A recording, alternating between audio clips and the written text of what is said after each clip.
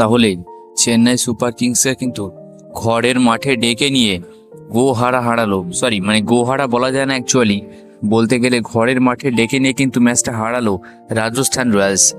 তারা কিন্তু 6 রানে গতকালকের ম্যাচটা জিতলো এবং রাজস্থান কিন্তু 20 ওভার 182 করেছিল। একটা সময় মনে হচ্ছিল যে এই রানটা হয়তো 200 প্লাস বা 210 প্লাস কিন্তু হতে পারে, তবে না, সেটা শেষ পর্যন্ত হয়নি। বিশেষ করে শেষের 5 ওভারে সিএসকে বোলাররা দুর্দান্ত বোলিং করেছে, জাস্ট দুর্দান্ত বলতে গেলে, যেখানে রাজস্থানের নীতিশ রানার ব্যাট থেকে দুর্দান্ত একটা ইনিংস আমরা দেখতে পেয়েছিলাম। তবে অন্যদিকে ম্যাচের সামারি কথা বলতে গেলে সিএসকের স্কোর কার্ডের তারা কিন্তু 20 ওভারে 176 রান করেই থেমে যায়। 176 রানে থেমে যায় তাদের ইনিংস এবং 6 রানে ম্যাচটা জিতে নেয় রাজস্থান রয়্যালস।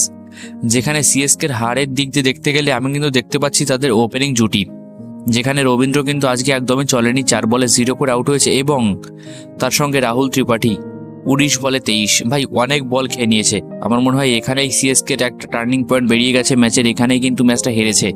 আমারও কিন্তু এটাই মনে হয়, কারণ প্রথম 3 ওভারে রানটা খুবই কম ছিল, আর এই প্রথম 3 ওভারে রান কম হওয়াতে সিএসকে গতকালকের ম্যাচটা হারতে হয়েছে সিএসকে। আর তোমরা দেখেছো যে ইনিংসের, যে টি20 ম্যাচে যে ইনিংসের শুরুটা খুব ভালো হয়, তাদের শেষও কিন্তু খুব ভালো হয় বেশিরভাগ।